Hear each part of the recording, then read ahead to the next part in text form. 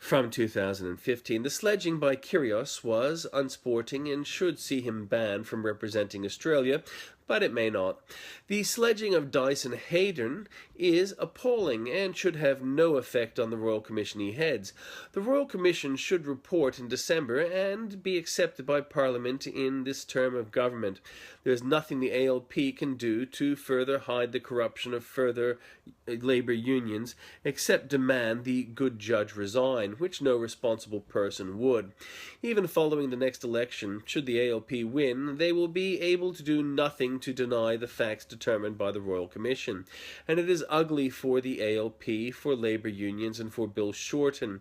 Already it is apparent union corruption involving their leaders created slush funds from employing standover tactics to embezzle money from industry will be found going back over 20 years. Shorten has apparently used Workchoices to do exactly as he has despised of Workchoices, only it was illegal. It is ironic that Shorten's transgression of Workchoices has him hoist on his own petard.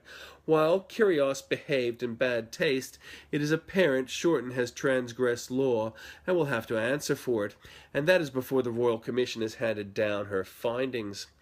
The opposition to the Royal Commission is reminiscent of another one that investigated the Penny Easton affair. At that time, Carmen Lawrence, the first female Premier of WA, was embarrassed that she had used Parliament to torment a private citizen who later suicided, Penny Easton. Penny was a single mother and a lawyer. As a 19-year-old, she had married a friend's father, industrialist and ALP backer Brian Easton, regardless of why they later divorced. Brian had apparently asked Carmen to table documents in Parliament highly prejudicial to the divorce for Penny. Penny was faced with losing her children and her work as a lawyer and had no legal recourse.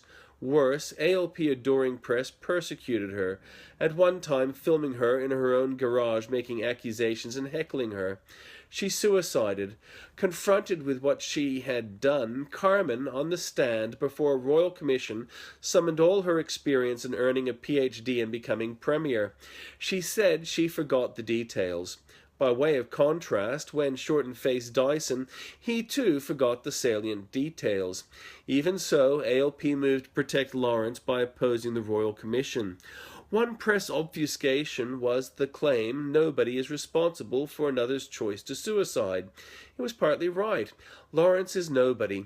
Now the press are putting out that a strong union can take money directly from workers in their name without their knowing and allow them to have worse working conditions than if there had not been a union.